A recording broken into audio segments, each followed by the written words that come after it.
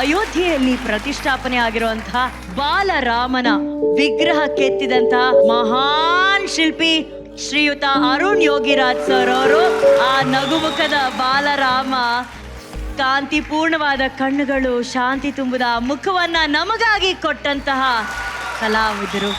ನಮ್ಮ ಕರ್ನಾಟಕದ ಹೆಮ್ಮೆ, ಮೈಸೂರಿನ ಹೆಮ್ಮೆ. ಬರ್ಲಿ ಚಪ್ಪಾಳೆ ಅರುಣ್ ಸರ್ಗೆ ಪ್ಲೀಸ್. ಸರ್ ಸಾಧನೆಯ ಬಗ್ಗೆ ಬಹುಶಃ ಮಾತುಗಳಲ್ಲಿ ವರ್ಣಿಸೋದಕ್ಕೆ ಆಗೋದಿಲ್ಲ. ಅವರ ಸಾಧನೆ ಬಗ್ಗೆ ಒಂದು ಚಿತ್ರಣ ಇದೆ, ಆ ಚಿತ್ರಣವನ್ನ ನೋಡ್ಕೊಂಬರೋಣ ಪ್ಲೀಸ್. ಪ್ರಪಂಚದಲ್ಲೇ ಶಿಲ್ಪಕಲೆಗೆ ಹೆಸರಾದ ಸಾಂಸ್ಕೃತಿಕ ನೆಲ ನಮ್ಮ ಭಾರತ. ಅಂತಹ ಶಿಲ್ಪ ಚಾತುರ್ಯಕ್ಕೆ ಹೆಸರಾದ ಶ್ರೇಷ್ಠ ಶಿಲ್ಪಿ ಭಾರತದ ಜಕಣಾಚಾರಿ ಮೈಸೂರಿನ ಶ್ರೀ ಅರುಣ್ ಯೋಗಿರಾಜ್. ಇಡೀ ದೇಶವೇ ಗೌರವಿಸುವ ಅಗ್ರಮಾನ್ಯ ಶಿಲ್ಪಿ. ತಂದೆ ಸೇರಿದಂತೆ 5 ತಲೆಮಾರು ಶಿಲ್ಪಕಲೆಗಾಗಿ ದುಡಿದಿದ್ದಾರೆ.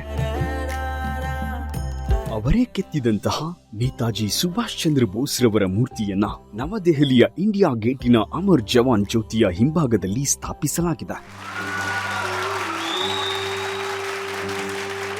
ಕೇದಾರನಾಥದಲ್ಲಿ 12 ಅಡಿ ಎತ್ತರದ ಆದಿ ಶಂಕರಾಚಾರ್ಯರ ಪ್ರತಿಮೆ, ಮೈಸೂರಿನಲ್ಲಿ ಡಾಕ್ಟರ್ BR ಅಂಬೇಡ್ಕರ್ ರವರ 15 ಅಡಿ ಎತ್ತರದ ಶಿಲ್ಪ, ರಾಮಕೃಷ್ಣ ಪರಮಹಂಸರ ಬಿಳಿ ಅಮೃತಾಶಿಲಾ ಪ್ರತಿಮೆ, ನಂದಿಯ 6 ಅಡಿ ಏಕಶಿಲಾ ಪ್ರತಿಮೆ ಹಾಗೂ ಇಡೀ ಜಗತ್ತೇ ಭಕ್ತಿಭಾವದಿಂದ ಕೈಮುಗಿಯುವ ಅಯೋಧ್ಯೆಯ ಬಾಲರಾಮನನ್ನ ಕೆತ್ತಿದ ಪುಣ್ಯಶಾಲಿ ಶ್ರೀ ಅರುಣ್ ಯೋಗಿರಾಜ್.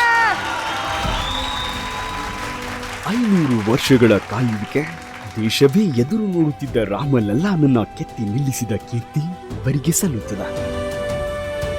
ಕರ್ನಾಟಕ ಸರ್ಕಾರದ ಜಕಣಾಚಾರಿ ಪ್ರಶಸ್ತಿಯನ್ನ ಪಡೆದ ಈ ಶಿಲ್ಪ ಸಾರ್ವಭೌಮ ಕನ್ನಡಿಗರ ಹೆಮ್ಮೆ ಶ್ರೀ ಅರುಣ್ ಯೋಗಿರಾಜ್ ರವರ ಸಾಧನೆಯನ್ನ ಗೌರವಿಸುತ್ತಿದೆ ಡ್ಯಾನ್ಸ್ ಕರ್ನಾಟಕ ಡ್ಯಾನ್ಸ್ ವೇದಿಕೆ.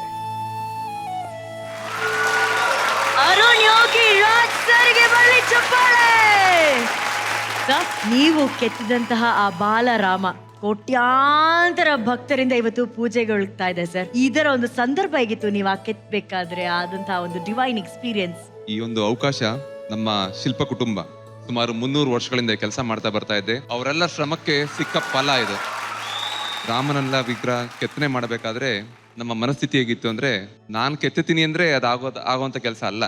ನಾನು ರಾಮಲಲ್ಲಾರ ಮೇಲೆ ಜವಾಬ್ದಾರಿ ಹಾಕ್ಬಿಟ್ಟೆ, ನಿಮ್ಗೆ ಏನ್ ಬೇಕು ಮಾಡಿಸ್ಕೊಳ್ಳಿ ಅಂತ ನನ್ನ ಮನಸ್ಥಿತಿಯಲ್ಲಿ. ಜೊತೆಗೆ ಇದೇ ಕೆಲಸನ ನಮ್ಮ ಪೂರ್ವಜರು ಆ ಕಾಲದಿಂದ ಮಾಡ್ತಾ ಬರ್ತಿದ್ದಾರೆ. ಅದರಿಂದ ನೀವು ನೋಡ್ಬೋದು, ಯಾವುದೇ ದೇವಸ್ಥಾನದಲ್ಲಿ ಯಾವ ಶಿಲ್ಪಿ ಹೆಸರು ಇಲ್ಲ. ಯಾಕಂದ್ರೆ ಅದು ದೇವ್ರು ಮಾಡಿಸ್ಕೊಂತಾರೆ ನಮ್ಮ ಹತ್ರ ಅನ್ನೋ ಭಾವನೆ ಅಷ್ಟೇ, ನಾನ್ ಮಾಡ್ದೆ ಅನ್ನೋ ಭಾವನೆ ಅಲ್ಲ. ಸರ್, ನೀವು ಕೆತ್ತಿದಂತಹ ಈ ಬಾಲರಾಮನ ಚಿತ್ರಣ, ಆ ಕಲ್ಪನೆ ನಿಮಗೆ ಹೇಗೆ ಮೂಡು ಬಂತು? ನಮಗೆ ಅಯೋಧ್ಯೆಯಲ್ಲಿ ಲಿಖಿತವಾಗಿ ಒಂದು 3-4 ಅಂಶಗಳನ್ನ ಕೊಟ್ಟಿರ್ತಾರೆ. ಅವ್ರು 5ರಿಂದ 8 ವರ್ಷದ ಬಾಲಕನ ರೂಪದಲ್ಲಿ ಇರಬೇಕು, ಹಾಗೆ ಪಾದದಿಂದ ಹಣೆ ತನಕ ಇಷ್ಟು ಇರಬೇಕು ಅಂತ ಮಾತ್ರ ಕೊಟ್ಬಿಡ್ತಾರೆ. ಆಗ ನಾವು ಒಂದು ರಿಕ್ವೆಸ್ಟ್ ಮಾಡ್ತೀನಿ ಅಲ್ಲಿ ಕಮಿಟಿ ಅವರಿಗೆ, ನಾವು ಯಾವುದೇ ಮಾಡೆಲ್ ನ ಮಾಡೋದು ಬೇಡ, ನಾವು ರಾಮನನ್ನ ಹುಡ್ಕೋಣ ಇಲ್ಲಿ ಕಲ್ಲಲ್ಲಿ ಸರ್ ಒಂದು ಅಂತ ರಿಕ್ವೆಸ್ಟ್ ಮಾಡ್ತೀನಿ ಕಮಿಟಿ ಅವ್ರಿಗೆ.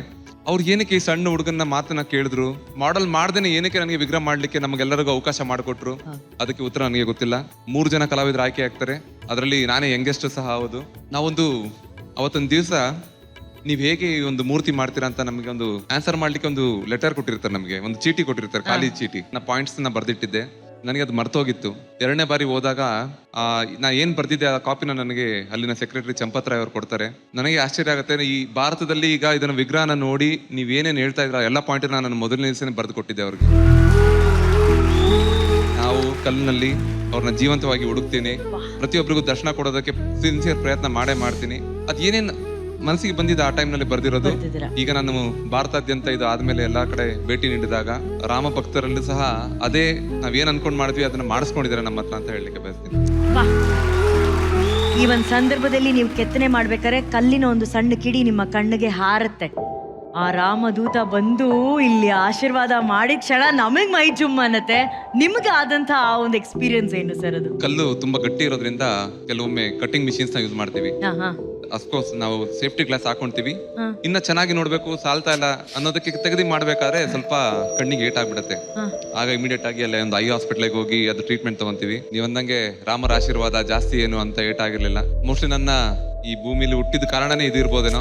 ಒಂದಲ್ಲ ಒಂದು ಅವಕಾಶಗಳನ್ನ ನೀಡಿ ನಮಗೆ ನಮ್ಮ ಕೈಲಿ ಮಾಡಿಸ್ಕೊಂತಿದ್ದಾರೆ. ಆ ಒಂದು ಕೆಲಸ ಇನ್ನ ಶ್ರದ್ಧೆಯಿಂದ ಮುಂದೆ ಮಾಡ್ಕೊಂಡು ಹೋಗ್ತೀನಿ ಅಂತ ಈ ಒಂದು ವೇದಿಕೆ ಹೇಳಲಿಕ್ಕೆ ಇಷ್ಟಪಡ್ತೀನಿ. ಅಂದ್ರೆ ಒಂದು ಶಿಲೆಗೆ ರೂಪ ಕೊಟ್ಟು ನಮಗೆ ಬಾಲರಾಮನನ್ನ ಕೊಟ್ಟಿದ್ದಾರೆ ಅರುಣ್ ಸರ್. ಸರ್, ಅಯೋಧ್ಯೆಯಲ್ಲಿ ನೆಲೆಸಿರುವಂತಹ ಆ ಬಾಲರಾಮನನ್ನ ಕೊಟ್ಟಿದ್ ನೀವು. ಸೊ ಇವತ್ತು ಇಲ್ಲಿ ನಮ್ಮ ಪ್ರಕಾರ ಅಯೋಧ್ಯೆಗೆ ನನಗೆ ಹೋಗಕ್ ಅವಕಾಶ ಸಿಕ್ಕಿಲ್ಲ ಅಂದ್ರೂ ಈ ಕೈಗಳಿದೆಯಲ್ಲ, ಆ ಕೈಗಳಿಗೆ ನಾವು ನಮಿಸ್ಬಿಡ್ತೀವಿ ಸರ್.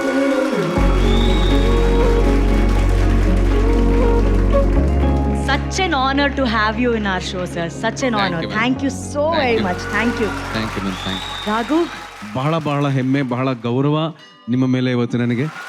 ಇವತ್ತಿಂದ 1000 ವರ್ಷನೋ 2000 ವರ್ಷನೋ ಮುಂದಕ್ಕೆ ಹೋದಾಗ ಅವತ್ತಿಗೂ ಜೀವಂತವಾಗಿರ್ತಾರೆ. ಅದೇ ಬಾಲರಾಮ ನಮ್ಮೆಲ್ಲರೂ ಕಾಯ್ತಾರೆ. ಅದಕ್ಕೆ ನೀವು ಪ್ರತ್ಯಕ್ಷ ಸಾಕ್ಷಿ. ಓ, ರಾಮ ಅಂದ್ರೆ ಈ ತರ ಇದ್ರೇನೋ ಅನ್ನೋದೊಂದು ಬೇಕಲ್ಲ ಇನ್ ಮುಂದೆ ಬರುವಂತ ಪೀಳಿಗೆಗೆ.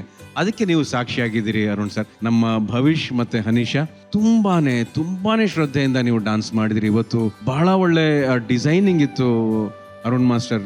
ನೀವು ಕತೆ ಹೇಳಿರೋ ರೀತಿ ಬಹಳ ಖುಷಿ ಆಯ್ತು ನನಗೆ.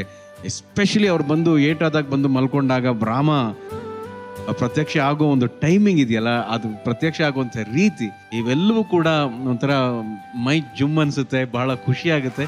Thank you so much. Thank you Raghu. What a nice human being. What a nice personality. ನಾನು ಒಂದು ಮಾತು ಹೇಳಲ್ಲ ಅನು, ದೀಸ್ ಥಿಂಗ್ಸ್ ಸುಮ್ಮನೆ ಯಾರೂ ಮಾಡೋಕ್ಕಾಗಲ್ಲ. Not anybody can't do stuff like this. You have to be blessed. I'm very blessed to see you today, sir. It was really nice meeting you. It's an honor for me. ನಿಮ್ಮ ಮುಂದೆ ನಿಂತ್ಕೊಳ್ಳೋದು ನನ್ನ ಸೌಭಾಗ್ಯ. ಡಿಕೆಡಿಗೆ ಬಂದಿರೋದು ನಿಜವಾಗ್ಲೂ ಇವತ್ತು ತುಂಬಾ ಖುಷಿ. ನಮ್ಮ ಕೆಲಸದ ಒತ್ತಡದಲ್ಲಿ ನಾವೊಂದು ಈ ಕಾರ್ಯಕ್ರಮನ ನೋಡಿ ನನ್ನ ಮನಸ್ಸು ಹಗುರ ಆಗ್ತೈತೆ ಯಾವಾಗಲೂ. Oh, that's really nice to know. Definitely. And thank you, Arun. Our Raman sculpture hindgade, you know, when that fire was coming and we seeing him, that moment is not measurable to anything else. So thank you so much, Arun. Thank you. And ma'am, ಎಂಥ coincidence. ಜಗತ್ತೇ ಇವತ್ತು ಆರಾಧಿಸ್ತಾ ಇರುವಂತಹ ಬಾಲರಾಮನನ್ನ ಕೊಟ್ಟಿದ್ದು Arun sir. ಇವತ್ತು ಈ performance choreograph ಮಾಡಿದ್ದು Arun sir. Arun sir ಅವರ ಕಥೆಯನ್ನ ಹೇಳೋಂತ ಅವಕಾಶ ಶ್ರೀರಾಮ ಕೊಟ್ಟಿರೋದು Arun ಅವರಿಗೇನೆ. There is always a divine connection. That dots are getting connected. Actually ಈ ಪರ್ಫಾರ್ಮೆನ್ಸ್ ಮಾಡಬೇಕು ಅಂತ ಹೇಳಿದ ತಕ್ಷಣ ಅರುಣ್ ಮಾಸ್ಟರ್ 4 ದಿನ ನಾನ್ ವೆಜ್ ತಿನ್ಬೇಡಿ, 4 ದಿನ ಸ್ಟ್ರಿಕ್ಟ್ ಆಗಿರಿ, ನಾವು ಏನ್ ಪರ್ಫಾರ್ಮ್ ಮಾಡ್ತೀವೋ ಒಳಗಿದ್ರೆ ಅದು ಹೊರಗೆ ಬರಕ್ ಸಾಧ್ಯ. ಸೊ ಅದನ್ನ ಕಲಿಸಿದ್ದು Arun master. First of all Arun master super. Thanks Ananta. Super ಬಂದ್ರೆ ಸೂಪರ್, ಯಾಕಂದ್ರೆ ಮೈ ರೋಮಾಂಚನ ಆಗುತ್ತೆ ನನಗೆ. ಕ್ಲೈಮ್ಯಾಕ್ಸ್ ಬಂದಾಗ it was amazing, so beautiful. Excellent Bhavish. Actual ಆಗಿ ಥ್ಯಾಂಕ್ ಯು ಸರ್. ಆ ಪಾತ್ರ ಮಾಡಕ್ಕೆ ನಿಮ್ಗೆ ಯೋಗ ಇತ್ತು, ಆ ಯೋಗ್ಯತೆನೂ ಇತ್ತು. Thank you sir. ಅದಕ್ಕೆ ಅಷ್ಟು ಅದ್ಭುತವಾಗಿ ಮಾಡಿದ್ರು. ಅರುಣ್ ಅವ್ರ ಬಗ್ಗೆ ಹೇಳ್ಬೇಕಂದ್ರೆ, ನಾವು ಒಂದು ಫಂಕ್ಷನ್ಲಿ we shared the stage. I can't forget that moment. ಅವಾಗ ಹೇಳಿದ್ರು ಇವರೇ ಅಯೋಧ್ಯೆಯಲ್ಲಿ ರಾಮನ್. ನನಗೆ ಅಪ್ಪ ಮೈ ಗಾಡ್. ಅಂಡ್ ಇವತ್ತು ಅವ್ರು ಮಾತಾಡಿದ ರೀತಿ ಎಷ್ಟು ಚೆನ್ನಾಗಿತ್ತು ಅಂದ್ರೆ, ನಾನು ಏನು ಮಾಡಲಿಲ್ಲ ಸರ್, ಅದು ಅದಾಗೆ ಮಾಡಿಸ್ಕೊತು. ಅದೇ ದೊಡ್ಡತನ, ಅದು ಒಲಿಬೇಕು. ಎಸ್, ಅವನ ಇಚ್ಛೆ. ಆ ಇಚ್ಛೆನ ಭಾಳ ಅದ್ಭುತವಾಗಿ ಭಾಳ ಸಿನ್ಸಿಯರ್ ಆಗಿ ಹೇಳಿದ್ದಾರೆ. ನಿಮ್ಮನ್ನು ಮೀಟ್ ಮಾಡಿ ನಮಗೆ ಭಾಳ ಹೆಮ್ಮೆ ಅನ್ಸುತ್ತೆ ಸರ್. ನನ್ನ ಸೌಭಾಗ್ಯ ಯಾವಾಗಲೂ ಭೇಟಿ ಮಾಡೋದು. ಅದ್ಭುತವಾದ ಮಾತು ಹೇಳಿದ್ರಿ, ತುಂಬಾ ಚೆನ್ನಾಗಿತ್ತು. Bhavish super. I love you. God bless.